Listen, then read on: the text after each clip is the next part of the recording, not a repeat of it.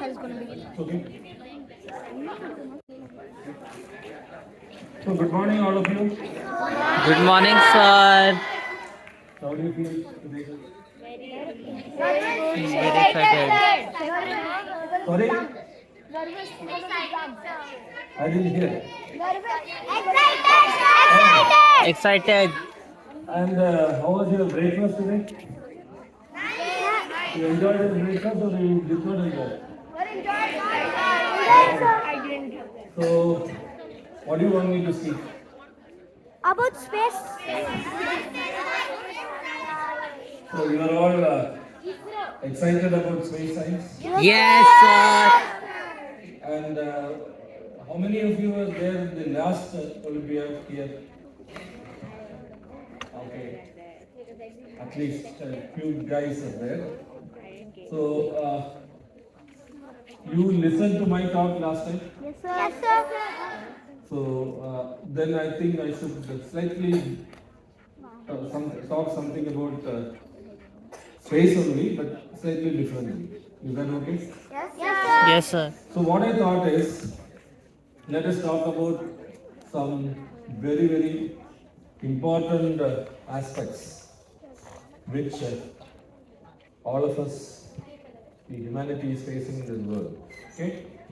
So, how many of you know anything about SDG, Sustainable Development Goals?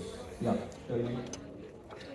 It's about sustaining for our future generations. Sustaining what? Like agriculture, for our space, for other things. Sustain for our future generations.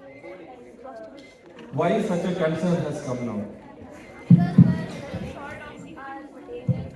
Okay. So, You talk to the mic. we're running short of materials like petroleum or other fossil fuels. Yeah.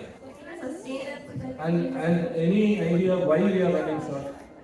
because we are using too much overuse, Sorry? overusing of Ah. using it for other industries. It's also polluting our environment. When you say overusing, I'll ask some more questions. Why humans overuse it? Sort of question belongs to me. Maybe people want to, they want to go far, they want to search. They don't Okay. really have a mind. Okay. He is raising his hand. What's your name, by the way? Sorry? Praveen Donge. Os. Wow. That's a very unique name. What is the meaning of Os? Oh, I didn't know that. Huh? Okay. Lovely. Give a big hand to our new group. Yeah. Actually, Let us talk more about it. Yeah. before that, can I talk about one more sustainable, like why we need SDG? It's because there has been a lot of space debris, and So let us not go to space. okay, We'll go to space later, step by step. Basic sustainability you talk. I just wanted to know what is your thought about sustainability and the issues related to sustainability.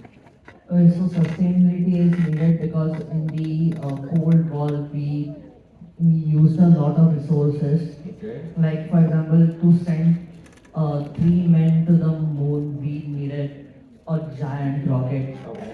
and to send about 100 kg payload, we need a very big rocket. Okay.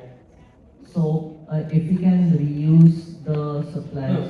again, sorry to interrupt. Let us not talk about space systems. Let us talk about Earth related first. Wait. I'll come to everyone. So a lot. What is SDG? Why is that concept of SDG everybody is talking about now? It is because a lot of coal is used, and it generates a lot of pollution. If we Okay. use SDG, we can reduce our harm on the environment and maybe even fix the ozone. That is energy consumption. That's what we are talking about, right? Yeah, somebody tell me. So, sustainable future is very important for us because mostly on Earth we have very limited sources and most are renewable sources. And Wow. we use up a lot of energy in basic things. Electricity uses coal, mineral deposits, fossil deposits, everything is getting used up. And just to produce small actions, we need nuclear reactors. So, sustainable future is very important because we are running out of fuel, and it is very important for humanity to understand how much the fuel is going to be important when we reach in the future. Because when we reach in the future, there will be more developments, which will further require more energy. Wonderful.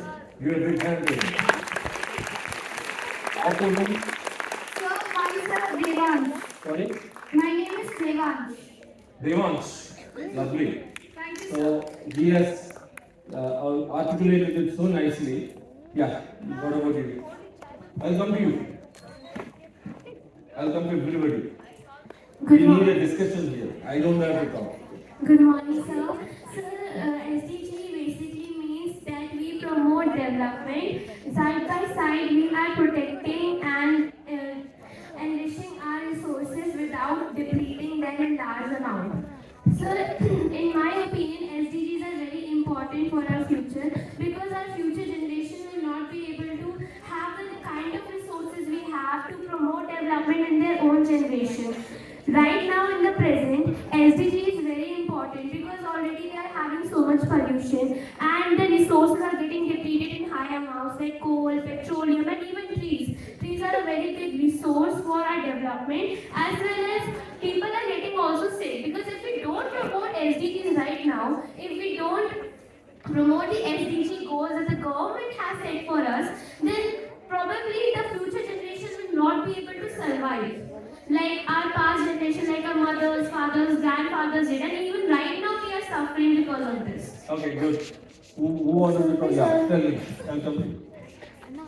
Sir, SDGs are very important because nowadays also there are problems about the resources, and we have many resources like water, coal, fossil fuels, then deposits are used in very high No, amounts. I think let us not go back to that. Your friends have covered that. And also, Anything new or anything different from that or anything yes, more on and that? also like there is the fertilizers used in it. So Okay. that's the water pollution, and the pollution is taking all the things. And if we will not stop all these things right now, then for the future generations, humans will only will be the reason for the end of humanity. Okay. You.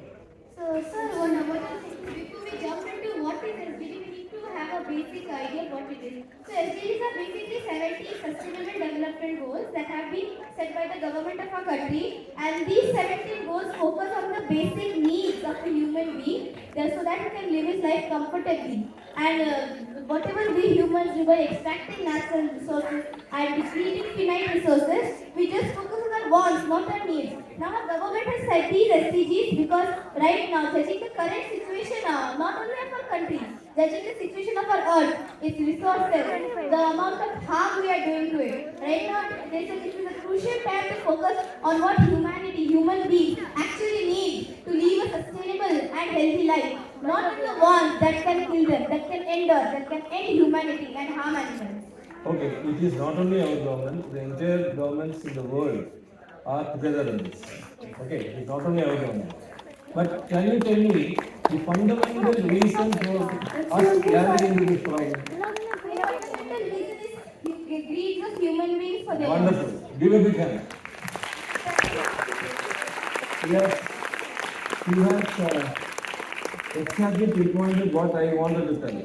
What's your name? Vaivavi. Huh? Vaivavi. Vaibhav. Nice. Vaivavi. Vaibhav? Vaivavi. Vaibhavi. Vaivavi. Right? Excuse me, sir. Vaivavi. Can you spell it? Vaivavi. V-A-I. V-A-I. Vaiva. Vaiva. Vaivavi. Oh, Vaivavi. Yes. Oh. Excuse me, sir. Yeah, you tell it. You tell it. That's all.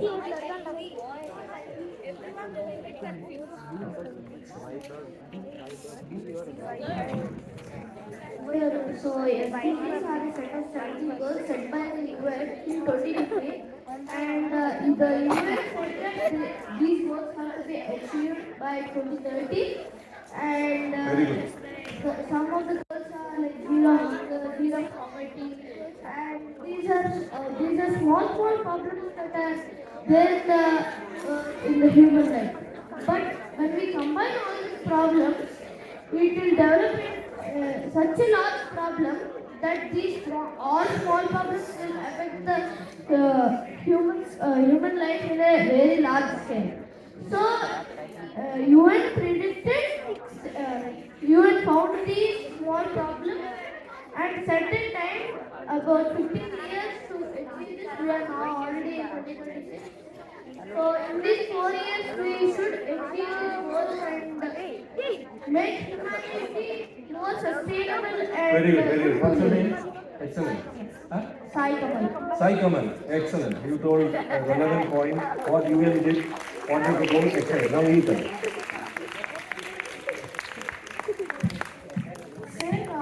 Sustainable development goals means include various aspects by the UN. Means as the previous person told that UN aims to complete this under 15 years. So I want to speak about one of these goals. It's a little bit about one goal which is called life on land. It means that we should nowadays we can everywhere see the term deforestation. The trees are being cut for human use to set up hotels, apartments, etc. But we are completely forgot about the trees, which are the only sources which can provide us carbon dioxide. Which can provide us oxygen, which to survive. And carbon dioxide also. You're not The wrong. oxygen they can provide. So, UN also aims to plant more and more trees to make our earth a better place to live. Okay. That was it.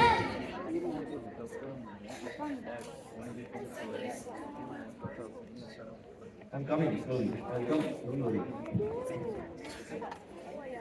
Excuse me, sir. No, sir, I would like to improve on all of these SDGs. So everyone is speaking about SDGs as a whole. But for pollution on Earth, I would like to specify about one. SDG 4, or the SDG that tells humanity to practice afforestation. Practice afforestation. Okay. So, Okay. sir, afforestation is the most applicable for pollution since planting trees helps in carbon sequestration. Okay, This will fine. counteract the effects of fossil fuel usage. Fine. There was a girl. Yeah. So the same thing only, sir, I was coming to It's the same thing. But Let us not skip. But if it is different, you tell me. but a little bit different, sir. Okay. So we have a name for India known as self-sufficient country, and because it provides lot of cash crops and food crops, and if we do cutting down of trees and burning of fossil fuels, there might be a little decrease in the amount of plants, which will lose our that name. Okay.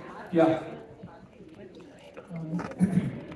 So like the SDGs were actually made keeping in mind that we only have the next 10 years to do whatever we can before all the negative changes that we've done to the earth become permanent. And it's not just related to, climate, like SDG 13. We also have things like life underwater. We have affordable living, zero poverty.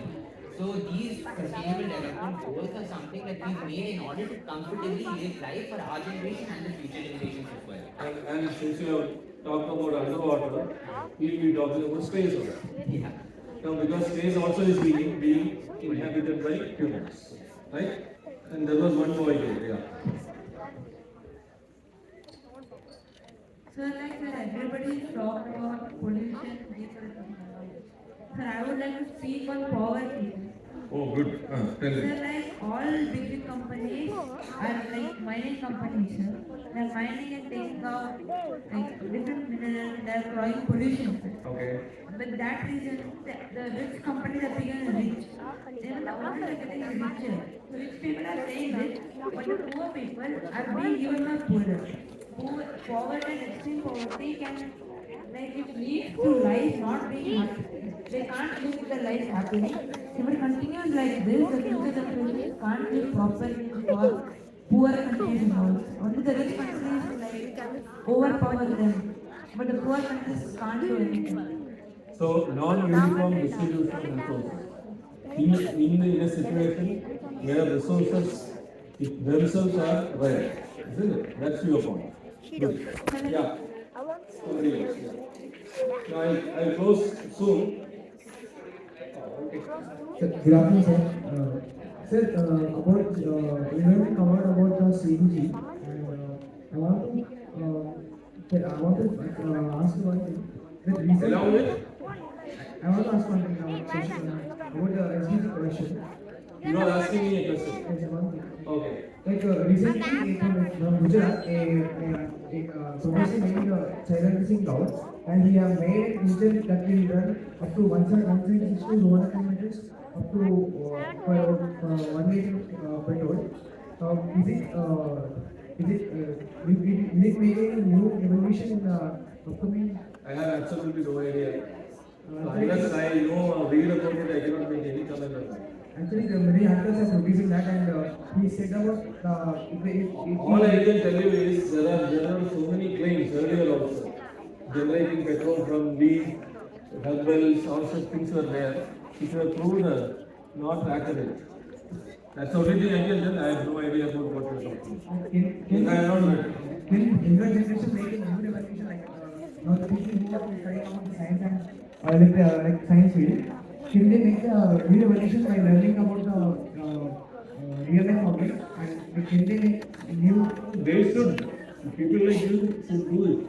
That is your job, and that is your responsibility also. As the next generation people, the entire world hopes on people like you. So definitely many things can be done. Many things not thought of now can emerge. We do not know. But you have to apply your mind and try to do it. Yes.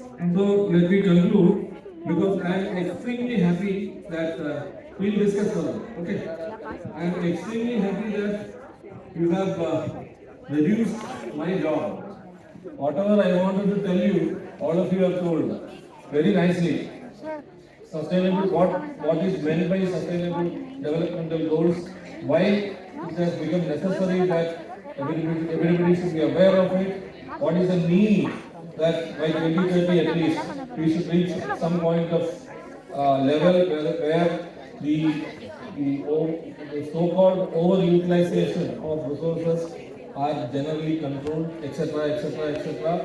And the fundamental reason, as somebody told here, is the greed of humans. Our greed, only creating all these issues. We consume more than what we really need. And that is the reality, and that is the understanding that every individual, as a human, we should know.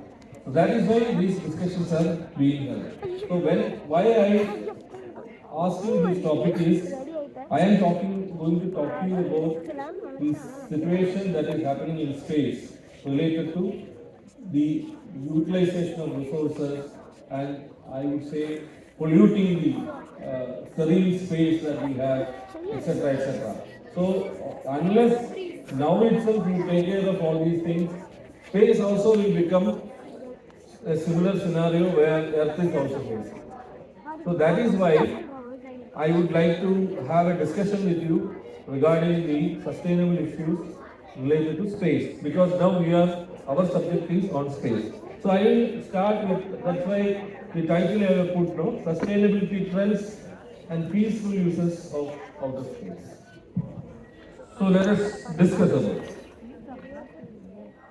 So I am going to go back to the father of our nation, Mahatma Gandhi. See, I don't know how many of you would have read what Mahatma Gandhi has told, what Mahatma Gandhi has taught.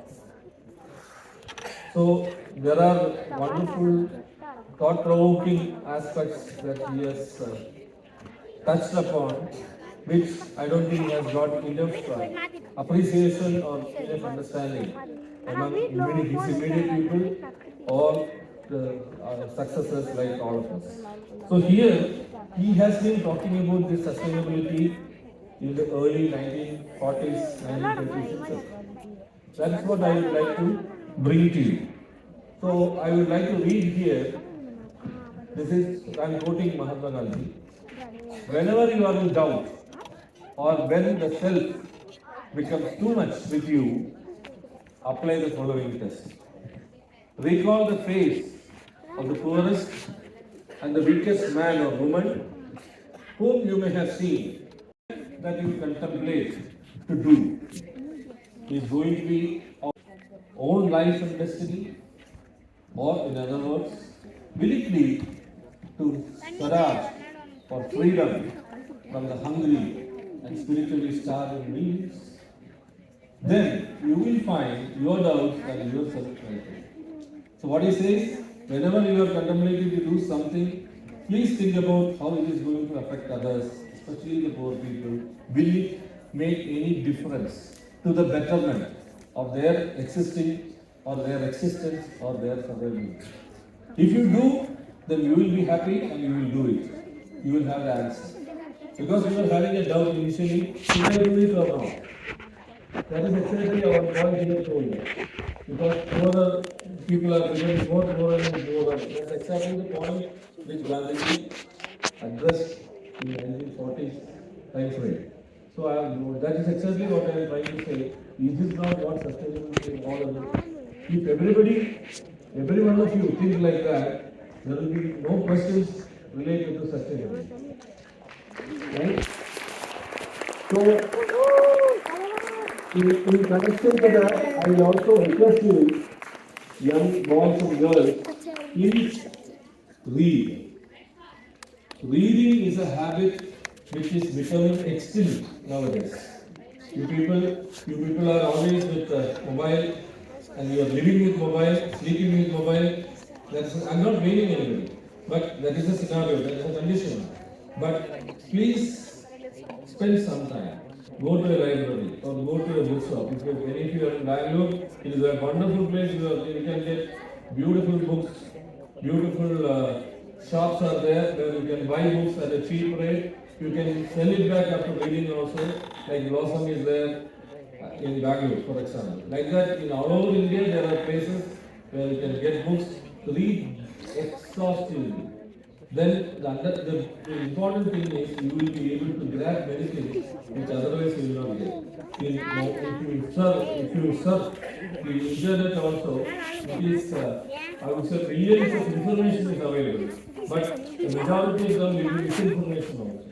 And you will not be able to discern which is useful to you and which is not useful to you. That is the problem. But read books. Look at the title. See whether it will generate some interest in you. Start reading. So please inculcate the habit of reading books. Enjoy the smell of the book. That's very important. Yeah, somebody raise the hand. You want to raise the hand? Yeah. What do you want to do?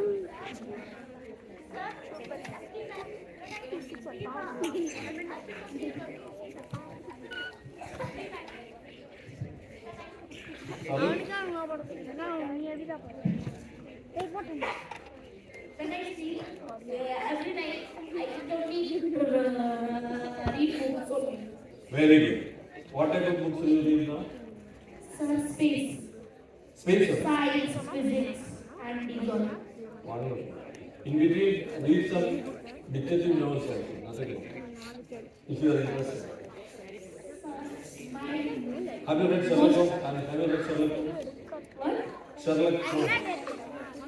No. Find out. You find out about Sherlock Holmes and buy a book. It's available. It was written in 1920s. But it talks about science also. It's a detective novel where science, application of science is very important. Okay. It is written by some other pronoun boy. Okay. You should read.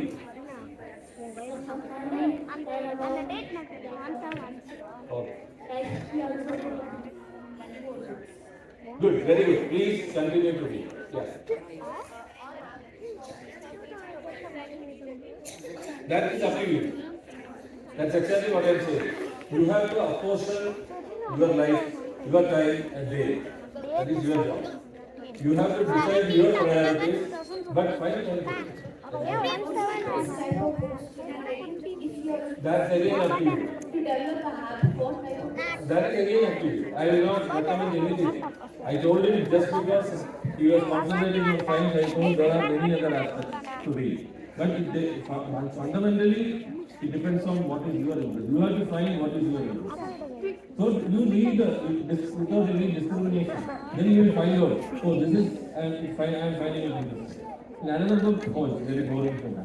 So like that you will understand which are the fields that Indians interest in. Then you decide and take more books on that. Right? Okay. So I will go to the next. I will come to another great doyen of Indian space program, father of Indian space program. Excuse me. No talk in between. There should be silence also. While we should discuss, we should also follow discipline. Discipline is also part of our life. Discipline is also a part of attaining sustainable developmental goals. Because if you don't have discipline, your greed will overcome your requirements. So discipline is also important. When you are sitting here, you should be disciplined. Right? Am I right? Okay. Yes, sir. So Dr. Vikram Sarabhai, father of Indian space, and I am always very proud to quote this. We are convinced that if we are to play a meaningful role nationally and in the community of nations, we must be second to none in the application of advanced technologies to the real problems of man and society. So I will underline the last.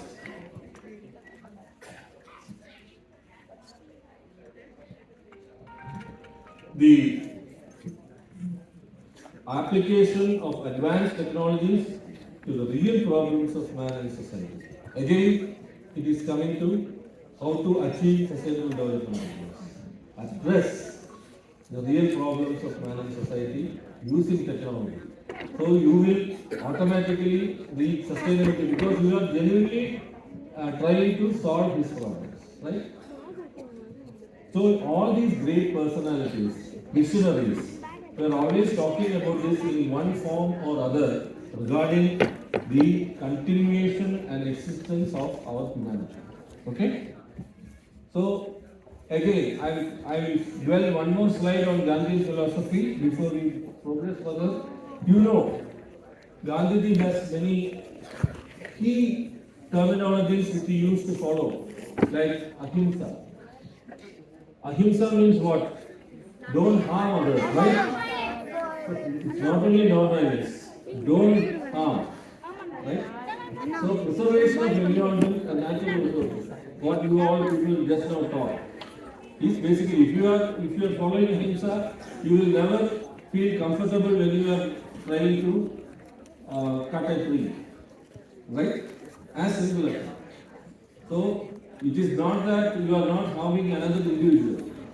It is also equally bad if you are trying to harm the plant or any other thing in the ecosystem. So if you are fully 100% following the principles of ahimsa, then automatically preservation of environment and natural resources are taken care of. Ultimately, what everybody tries to tell you is that be a good human being. And when you say definition of good human being, all these aspects are part of it. And if everybody becomes a good human being, the question of exploitation of resources doesn't arise. Try to share. Between countries also try to share. Countries who have, give it to countries who have not.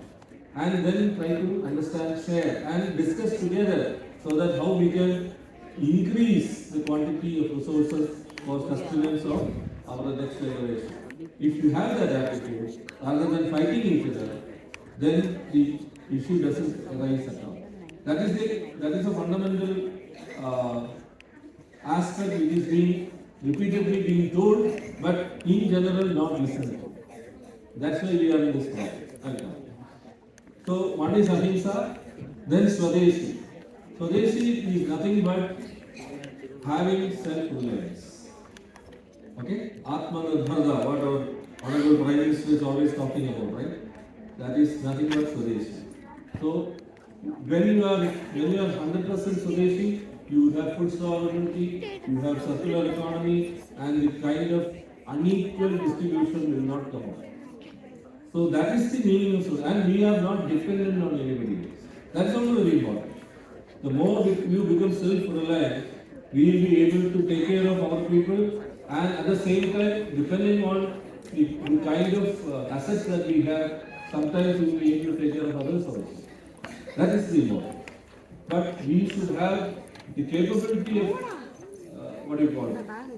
Self-reliance, so that we will be able to make decisions. Sarvodaya. Take care of everybody.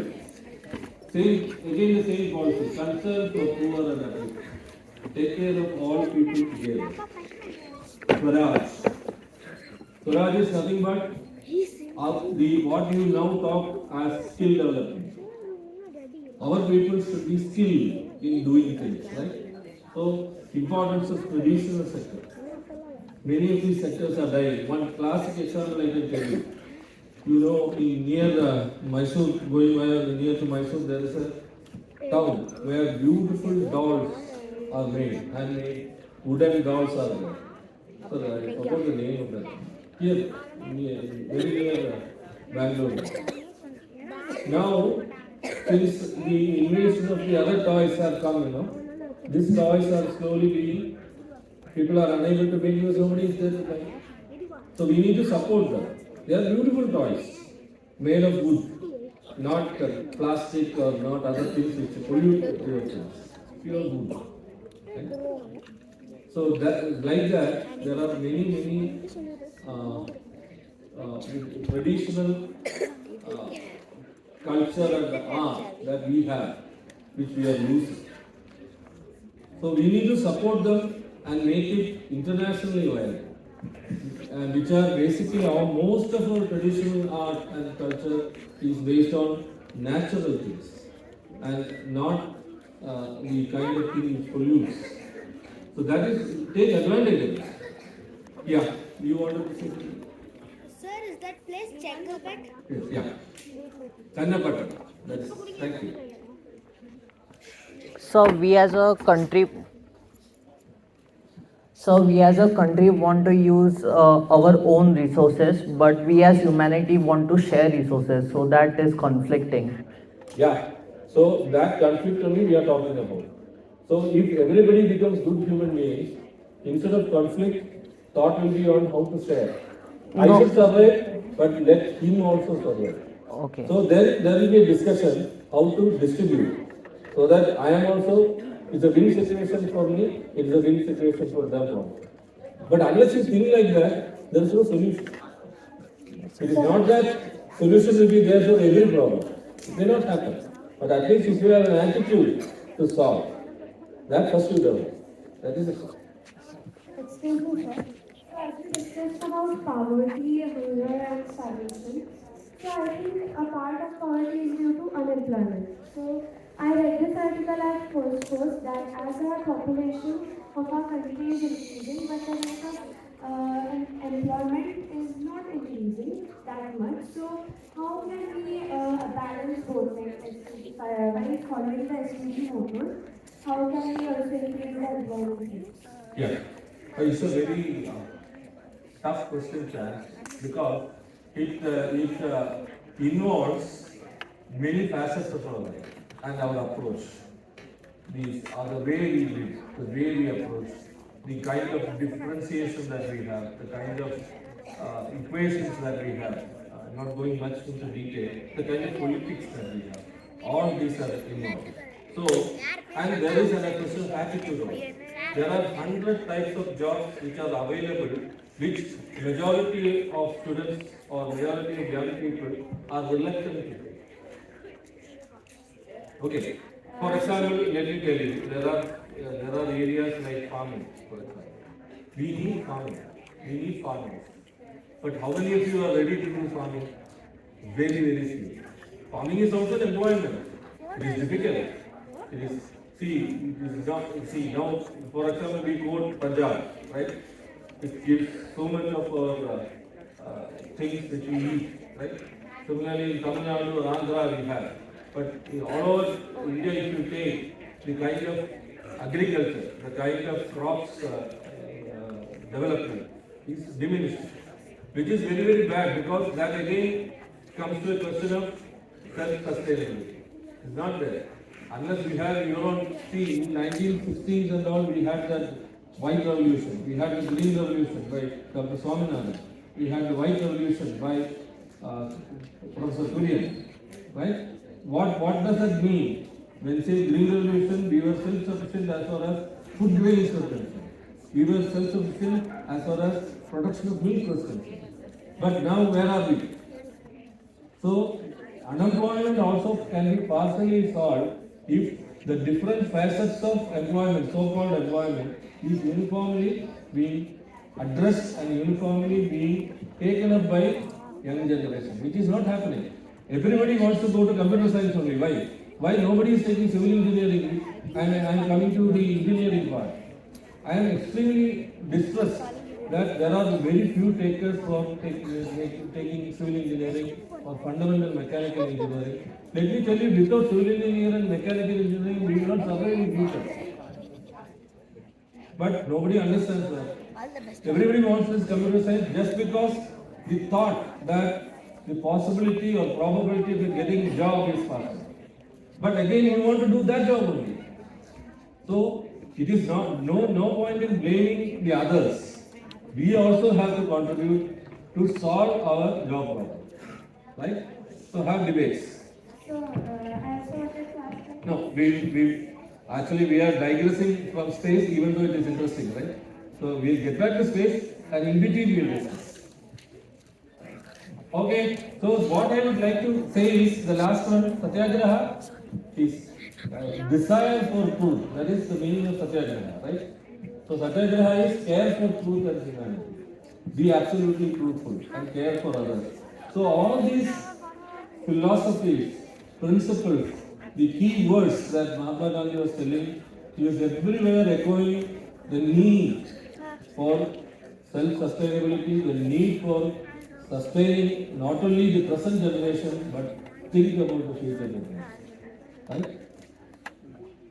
So that is, and as far as space is concerned, as far as ISRO is concerned, from its inception onwards, always we were on a quest of Atmanirbharta only. Everything we wanted to do ourselves ultimately, and which we are doing. So these are the 70 sustainability developmental goals that we have discussed. So I don't want to go into details. We have very beautifully explained everything.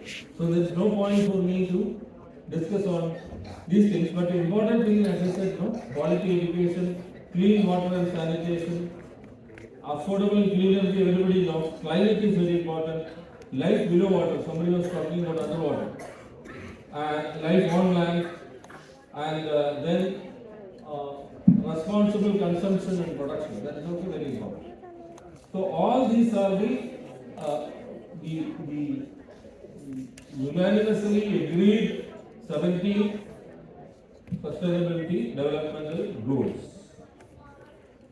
And I will come to many of you talked about United Nations, and you said that the SDGs were brought up by the United Nations, right? So in United Nations also there is a separate forum to discuss on sustainability issue of space also. So I thought I will share some information on what is happening in the United Nations as far as space aspects are considered and space aspects are being discussed. It's very important because, as you know, sustainability is as grave, as important in space as in Earth also. So let us go talk about sustainability and what is happening in the United Nations. So there is a committee called Committee for Peaceful Uses of Outer Space. It's called COPUS. So it is headquartered in Vienna. Okay. You know which is a country where Vienna is the capital? Very good. Excellent. Has anybody gone to Austria or Vienna? Anybody? You have list of 112 countries. 112 countries are member states of UN Corpus. You know how many countries are there in the United Nations? Okay, around 192, 193, because every day some new country will be added. Fine. But out of which 112 are part of UN Corpus. When you say why only 112, there are only around 112 nations who are either actively doing activities in space or doing something from ground related to space. So they are all part of this committee, UN Corpus. And apart from the main committee, under the main committee there are two subcommittees. That is IISC, that is Science and Technology Subcommittee, where discussions on scientific and technical aspects will be there. Other thing is LSC is nothing but legal subcommittee. So the legal part of what is happening in space is being discussed in that committee. So one is technical and one is legal. And India is one of the founding members of the Corpus. It happened in 1957. Pandit Jawaharlal Nehru himself took a lead, and we are one of the founding members of the UN Corpus. And apart from the two subcommittees, Science and Technology Subcommittee and the Legal Subcommittee, there are different working groups and expert groups also are there. Working groups and expert groups are formed wherein some very specific technical issue or legal issue has to be discussed. Because generally in UN Corpus only the representatives of the member states alone can participate. A private citizen or a private industry person cannot participate. It's not allowed. Only government can participate. That is the structure of Corpus. But then all government people who are representing the country mostly will be diplomats or some specific case, some scientists. Otherwise, if you really want to discuss on some technical issues, they are not permitted to discuss.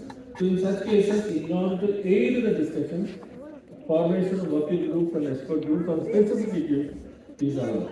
And they will discuss, they will form recommendations, they will generate guidelines, etc., which will be given to the subcommittees for the diplomats or the basic governmental representatives to take decisions. So that is the way it is done. So it's a very unique platform in the global level to monitor and discuss developments related to, again, only for peaceful uses of purpose. Nothing related to weaponization or nothing related to war, etc. will be discussed. That place is a part of UN, which is in Geneva. It will be discussed in Geneva, not in Corpus. Corpus is only for peaceful purposes, only items will be discussed. And all the inputs from Geneva and Vienna will be taken to the UN General Assembly, which is in where? Yes. Fine. So that is the way United Nations work. This is one of the plenary sessions, photo of one plenary session going on. So why I brought this is, what are the topics which are being discussed as far as space is concerned in the United Nations is, one is space and climate change, very important. I'll come to that. Why we send Aditya to study here soon, right? So that is basically one of the main inputs is effect on climate change, right? So space and sustainable development, that is another very important thing. Disaster management, because many of our disaster things can be predicted from space, like cyclones, for example. Now the kind of death that is happening because of the core reason of cyclones is very limited. Unlike earlier cases where 10,000 of people used to die. So those things, it has made a sea of change in the quality of life of humans. So that is climate change. Space and water, space traffic management. This is a very major debatable item nowadays because space is being not only debris, active elements are also increasing exponentially, right? That is it. So you need to do the traffic management like we do in Bangalore roads. So similarly, next thing is long-term sustainability of this new service. So the whole subject is that how to sustain these activities for a long term. Otherwise, everything will be over very soon. Everything will be soon. So that discussions are happening in the UN. Similarly, spin-off, what are the other benefits? Small satellite activities, health-related things. Navigation and satellite systems is very important now. And what are the threats with respect to near Earth orbit? For example, many of you know there is going to be a very close encounter. No, not solar flare. There is a very going to be a close encounter with the comet in 2029. So that is being discussed now. It is now generally understood that it will still be away only. There is no, the probability of impact is very low, but still it is the closest that has come for centuries. That is why people are concerned. So we are being discussing on that. All these discussions will happen in the going forward. Okay? Looking at it. Yeah. Look at it. Yes. So in the Earth's atmosphere, there's a place that I forgot the name. But if the asteroid passes through that space, in 2030 something, it can hit Earth definitely 100% in that Earth. So they're planning to, if it comes near it, they're planning to deviate. No, there is a thought process that in case there is even the whatever probability I told, it's very low. I don't think 100% is not to be dreamed of. It's not like that. I think that information is not there. But it is very low. But still, it is the closest thing that path that is predicted near the Earth. So yes, countries are debating and thinking whether we will be able to deviate it.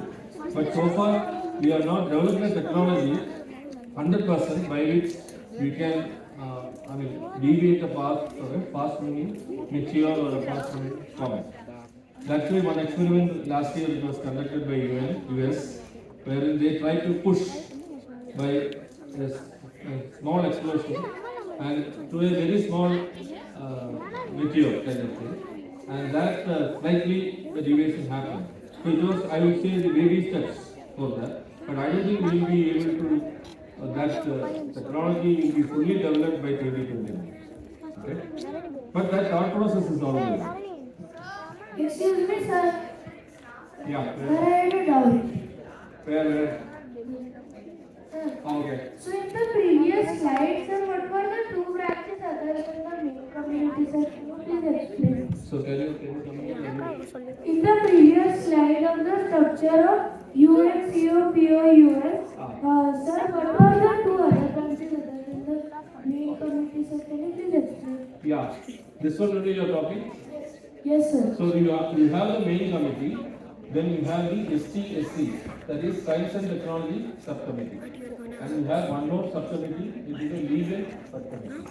Other than that, you have working groups and expert groups also to discuss specific issues. Right? And what I put to fourth committee of UNGA is UN General Assembly. This is under UN General Assembly. UN General Assembly has many committees. So UN caucus, generally it's called UN caucus, is coming under the fourth committee of UNGA. Is it clear? Thank you, sir. Sir, over here. Sir, I had one question, sir. Sir, we are running out of the resources on our planet, sir, and we need to do our sustainable development. There are many small debris in the space. Why don't we just try to collect them and recycle them? Because the minerals on Earth are getting used up, and not all of it can be used, recycled, because many are still currently used. And why don't we go mining for the asteroids in the asteroid belt? They are the closest to us, and M-type meteors, K-type meteors. produce a very rich minerals. This will help us become a type 2 civilization, and we can possibly build a Dyson sphere to harness the energy of the sun. You are Why absolutely doesn't right. every country on the earth come together and try to do this? Very, very true. I fully agree with you. Only point is it's not debris. All our debris are man-made. We are talking about heavenly bodies, right? Like you said, meteors, asteroids, yes. And already some countries are doing that. Japan has done it. IISC 1 and 2. You have heard about it, right? So they have the minerals or the whatever they have drilled is back in earth. Now they are analyzing it.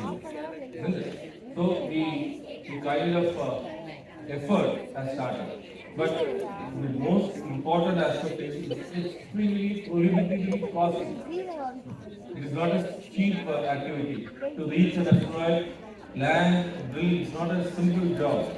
Otherwise, everybody would have done it. Why nobody is doing it? The complexity of the task as well as the kind of cost that is coming. So every country will not be able to sustain or that kind of cost. But your point is again valid. When there only what we are talking about sustainability comes.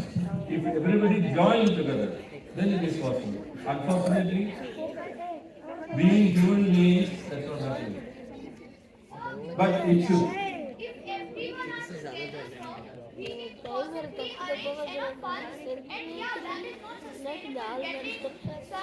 Doing such things is not sustainable, but it is way more efficient than what we do. Absolutely, I fully agree with you. I don't. You are the generation who have to do it. You are old. Our time is gone. Now you people, you have to at least if 350 people here. Can you come to a conclusion now? If you can succeed in that, I think it's a great step. So you discuss. So by I don't know, you give feedback to your the coordinators here. If not today, after some time, because definitely you have communication among you to after this also. All of you should be friends. It is a great opportunity for you to mingle. Cutting across the regions in the country, you are all gathered together, right? So you take the lead.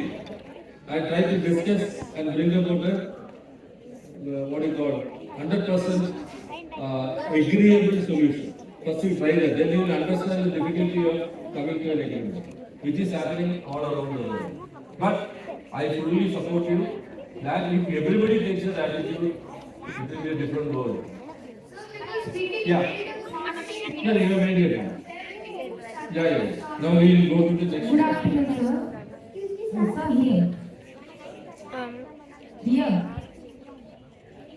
Okay. Sir, my doubt was that what we can do about space debris. I will come to that. I am going to talk about that. Okay. Okay, now. Sir, how can you predict the comet will come in 2029? We have enough, I would say, mathematical predictions as well as AI is also used nowadays.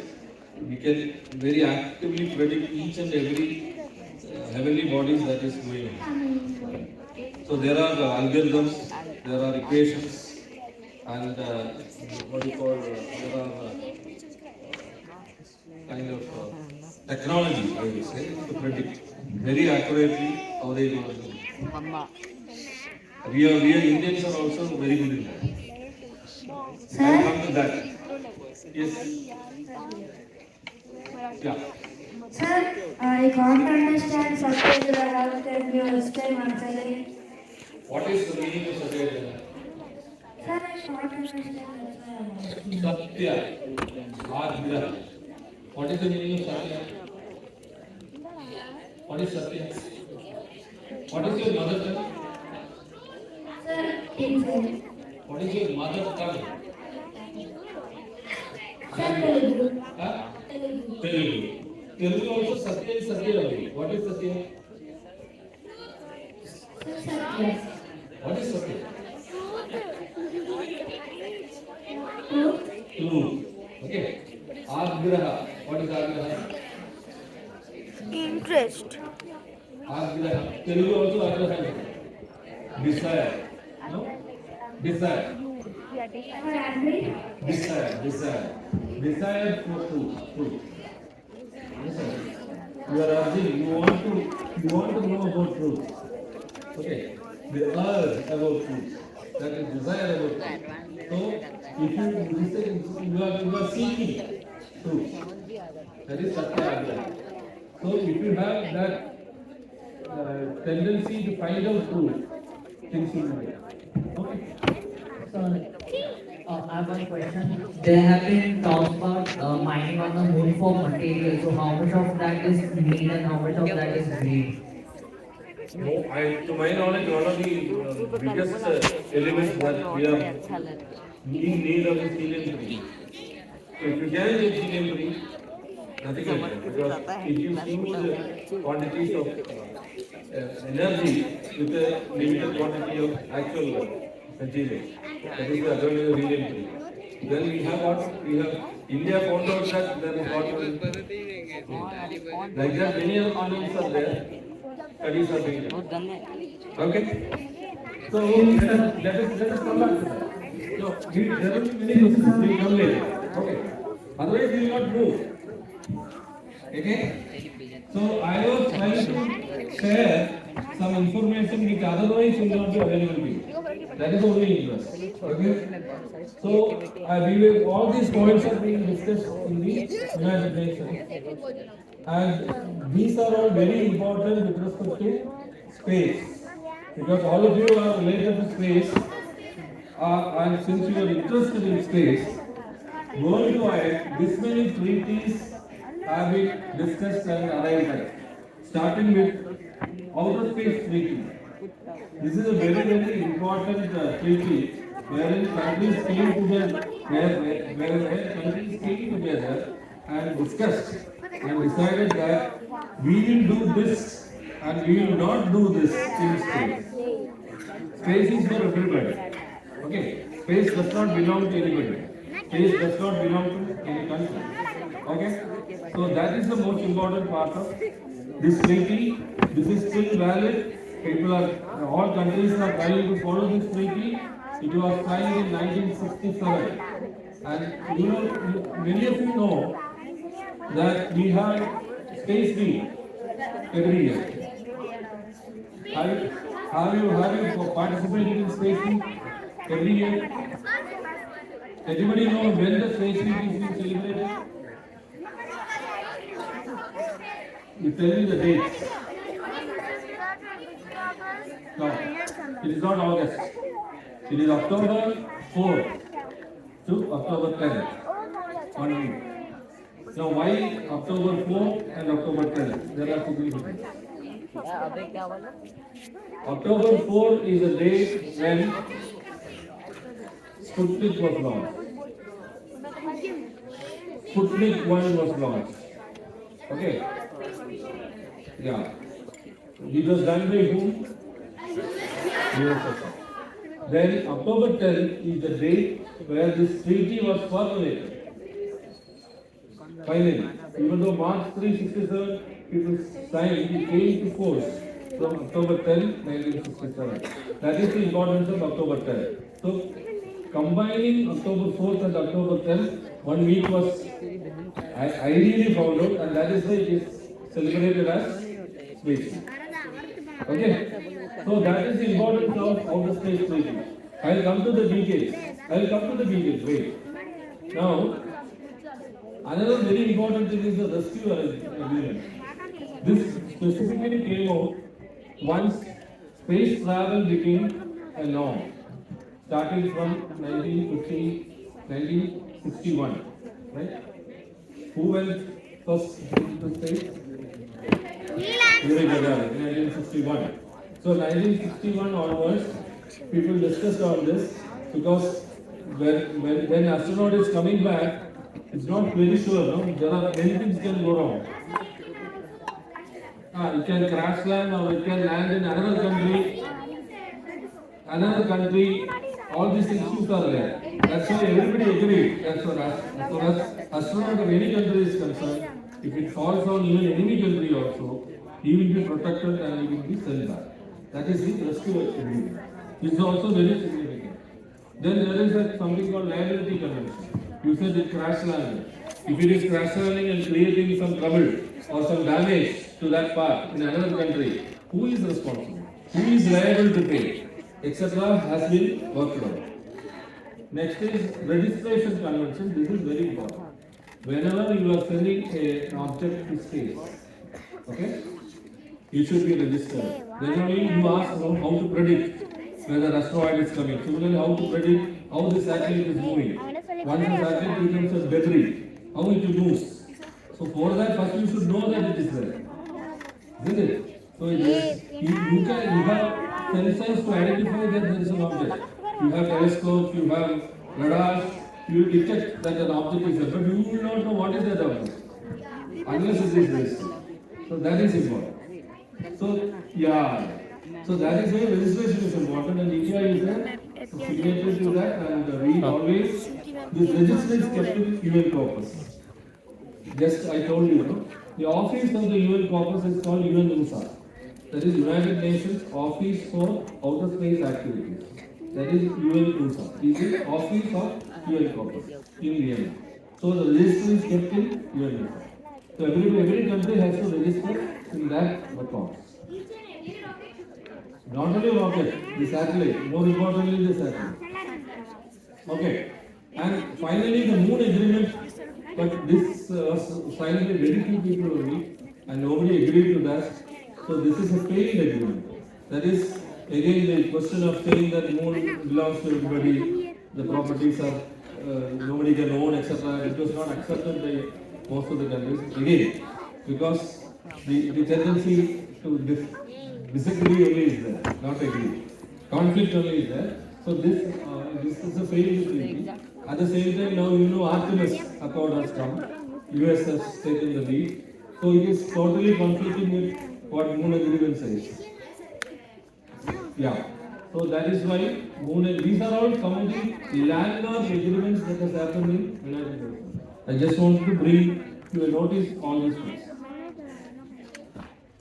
So I will come specifically to the long-term sustainability, which is our topic today to start with. So when we talk about long-term sustainability of space activity, first of all we need to identify the areas where conflict is there, which can lead to problems in sustainability.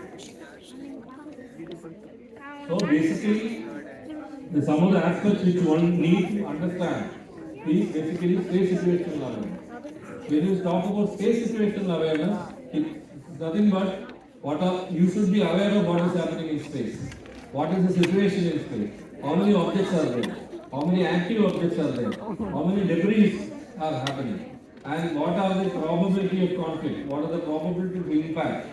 Etc. These aspects should be understood. And in that case, what are the actions that one should take? Okay? So that is space situational awareness. Second thing is regulatory regime, guidance. Basically, in such conflicting scenario, can you bring some regulation so that these activities can be restricted to some extent so that it does not lead to a conflicting scenario. So that also needs to be discussed. Then safety of space operation. You should always also be aware of how to operate this space object. When you are sending an object, what are the safety precautions that you should take? You should not harm any other thing, right? Yes. So that is called safety. For example, I will tell you when we launched, very recently we launched LVL3 Bluebird, right? So what we do is before the launch time is fixed. Launch time is fixed on certain many other parameters. So when the launch time is fixed, there is an analysis called collision avoidance and detection analysis. Yeah, POLA, it's called POLA. So what will happen is that analysis will tell you at the time of launch if the satellite is going to be launched at this time and if it is going to be in orbit at this time. What are the probability of conflict or probability of collision in 1 day, in 2 days, in 2 months, in 6 months, like that? The probability will be computed. And based on the probability value, only the time will be decided. Otherwise, many times we have changed the launch time to 1 minute, 1 second, 2 seconds, even 2 seconds matter. with respect to the changing the probability. So that is what it's a procedure for safe operations, right? That similarly there are many other things. So that is what I meant by safety of space operations. Then sustainable space utilization. To talk about now the minerals in moon. So how we can use it sustainably? If we start using it, what we are doing in Earth, again we will land into problem. So now itself, nobody has taken anything from moon as on now. So before taking a step, now itself we start discussing and come to an agreement as to how we will do this. Then it will be a better situation. That is why now I am very happy because I am also party to such discussions. People are discussing very positively now. So let us hope that things will improve in future. So this is one part. Then space weather, as I told you, is always important. Yes. And the space debris mitigation. Already the debris are there. What are the possibilities of mitigating? Many discussions are there. You would have heard, no? There are methods by which somebody will go near, throw a kind of a net, grab that and bring it back. This is one idea. Or now another idea is to send another satellite, lead with this and refuel it. So that life of this debris will be further extended. It will not become a debris, it will be an active satellite debris. So there are many such, or in future what we are planning is, it is already mandated, is that you should have enough propellant that before the end of the life, you have to bring the satellite down to a lower Earth orbit so that very fast it will come down. So that is another way of doing it. So all these are being discussed and being applied. So these are all some of the points which are continuously being discussed as part of long-term sustainability activity in space in the United Nations.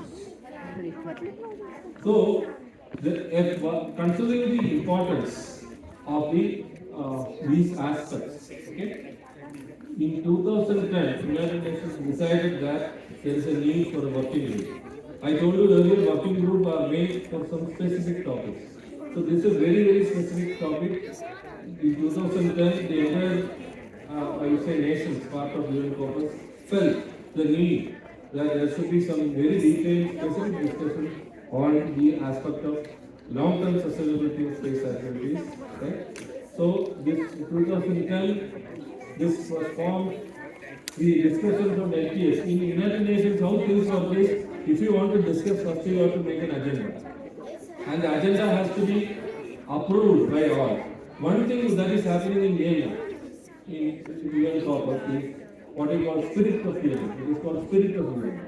In the sense that decisions are not taken by voting. Decisions are supposed to be unanimous. So I told you 112 member states are there. Even if one member state is dissenting, that resolution will not be passed.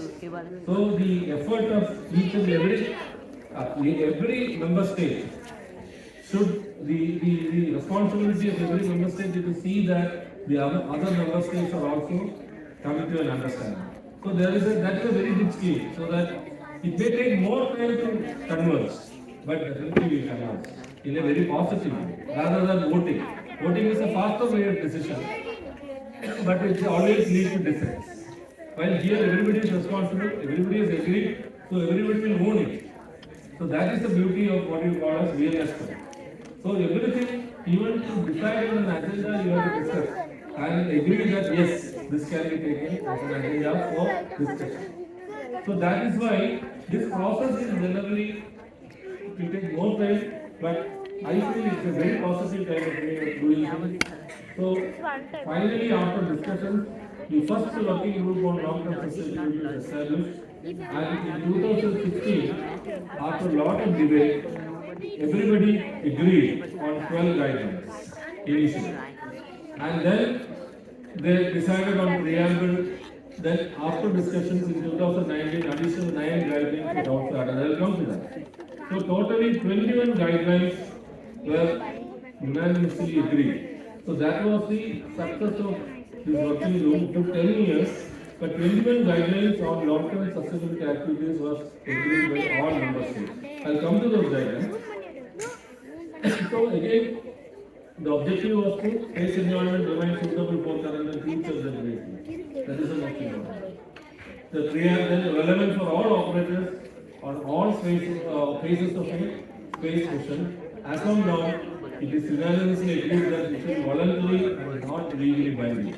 Nobody has agreed for legally binding activities. So they don't want any legal kind of scenario, any punishment like that. Nobody is agreeing to that. But everybody is agreeing for a voluntary and non-legally binding. So everybody should understand and they proactively should do this. So in 2021, the working group was reconstituted with me as the chairman. I am still the chairman of the working group. We are still continuing the discussion. And that is why I am bringing this to you people also, because at this age also you should be aware that such activities are happening in the world. You should be aware of that. And in fact, the participation of India is also not that huge. So we are now trying to see that more and more Indian participation is coming. More and more participation, active participation. India is a major space for us. While countries like, for example, there are countries, many countries who don't even have own satellite. But they participate in a huge manner in all these debates. They have a lot of people listen to them. So basically what is being told is, what is being suggested is our presence should be more there. Anyway, so this discussions are going on. So when I say the guidelines, 21 guidelines have been agreed in general. So these are all some of the, I will not go into details of this. Basically the guidelines talk about sustainability, safety and security. There are many other UN organizations specific for like space debris etc. who have their own recommendations, which are all being consolidated here and try to be followed. Space environment should be suitable for current and future generations. It will be relevant for all operators and for all phases of the space mission. There should be a provision to review and revise. As I said earlier, it should be voluntary and non-legally binding. Nations with greater capabilities to lay more emphasis on agriculture. So you said, somebody asked, stronger countries will try to take advantage. So here it is very specifically told that these countries should implement and share the implementation aspects to the other countries. The challenges, while there are maybe many challenges while implementing. So that information, that knowledge should be shared to the other countries also, so that you should enable them. Yeah, you should encourage capacity building. So that is the importance of all these 21 guidelines. I'm not going to the details. If you go to the UN Corpus site, all these details are available in detail if you are interested. So many aspects are there in the UN Corpus site. Okay?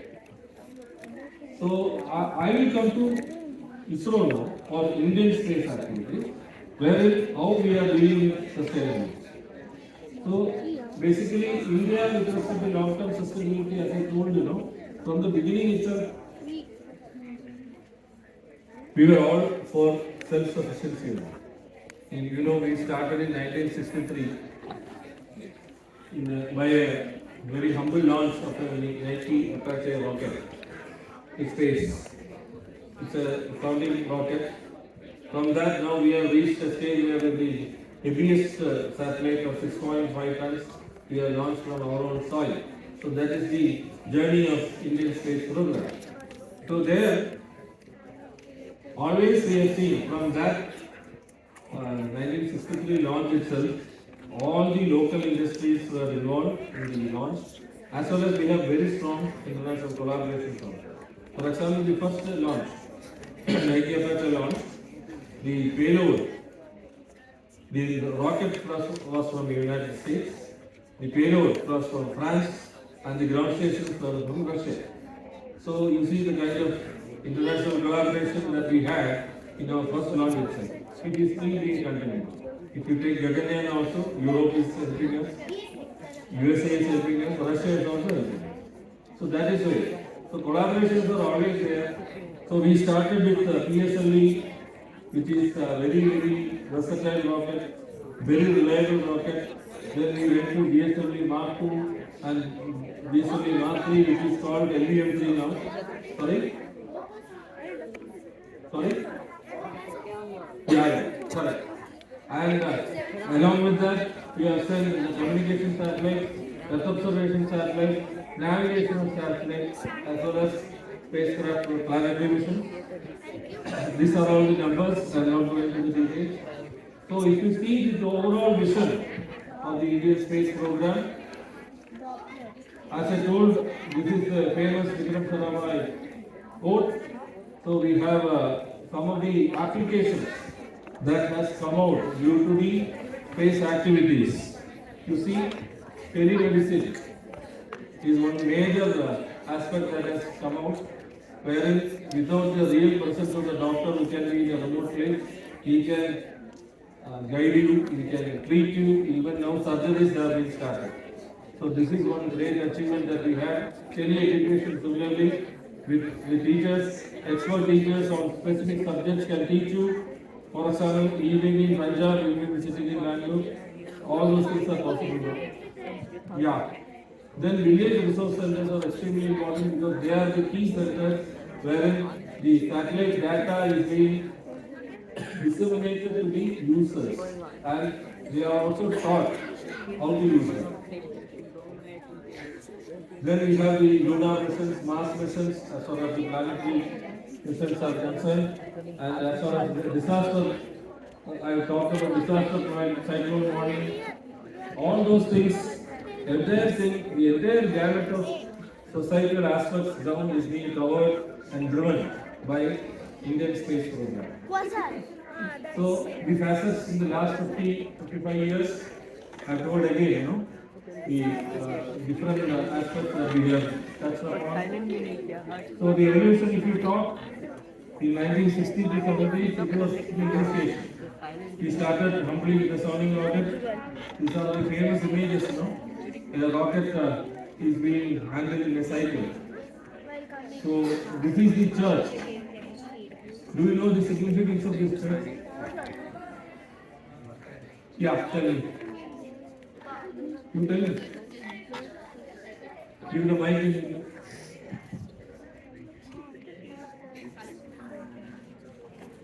Oh, there. It was used as the first headphone. Okay, you are right. Basically, it is again a classic example of religious harmony and, as we told, the aspect of sustainability and thinking about others. So, the Bishop Pereira of Trivandrum, wait, let me complete. Bishop Pereira of Trivandrum, when Dr. Vikram Sarabhai approached him, he understood the importance of such research and he convinced the entire fisherman community who was living there to move away from that place. And even the church was given to the Indian Space Program. And as he said, the first laboratory was put in the church. And now also the church is maintained the same way and is one of the finest museums of space in India. I urge all of you to go to Trivandrum and visit the space museum. At least sometime in your life.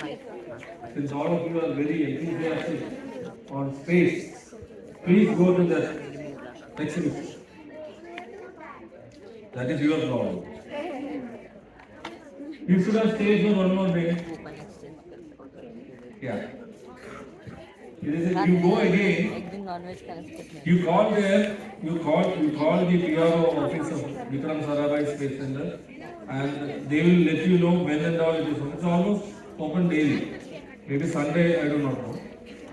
I really don't know. But then it's free of cost. You can just go there. It's a wonderful business. Okay. So again, the main 4 pillars in which the Indian space program operates is starting with space transportation.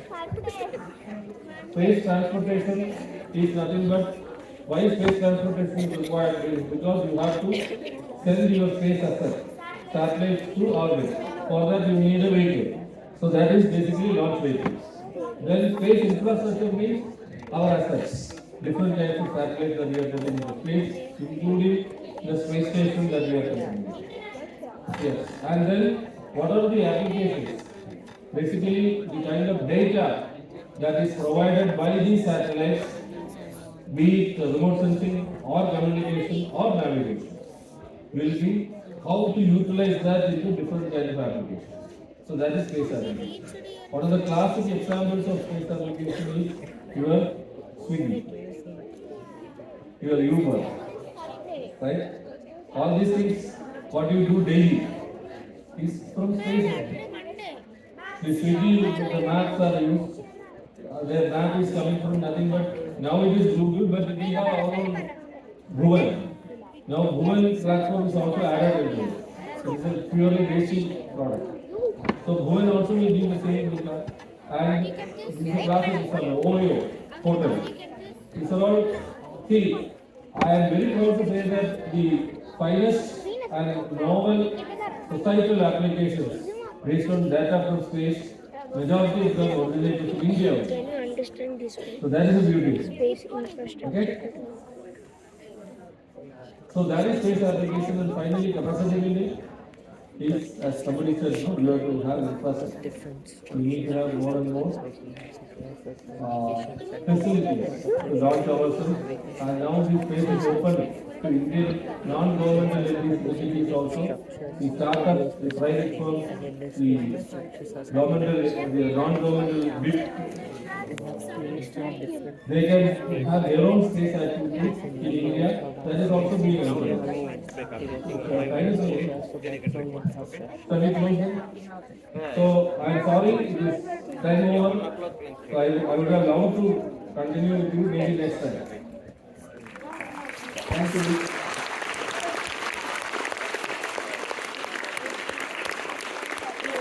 Ladies and gentlemen, as we had this insightful session on Indian space science, it is my privilege. Just 1 minute.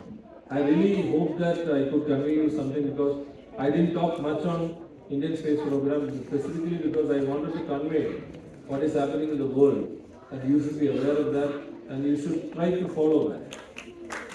So again, sir, you go to the Indian corpus, to the Indian infra site, that's right, and try to understand what are the aspects, what are the deliberations that is going on. You have better understanding of the space ecosystem.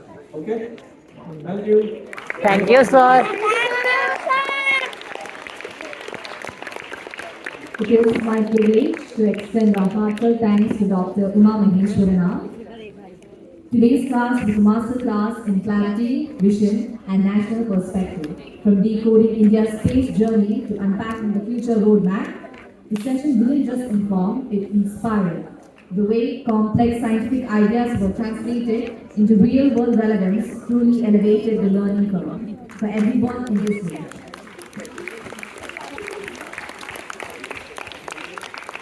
With decades of leadership at Space Research Organization and his current role at the Human Space Flight Center, your insights carried both depth and credibility.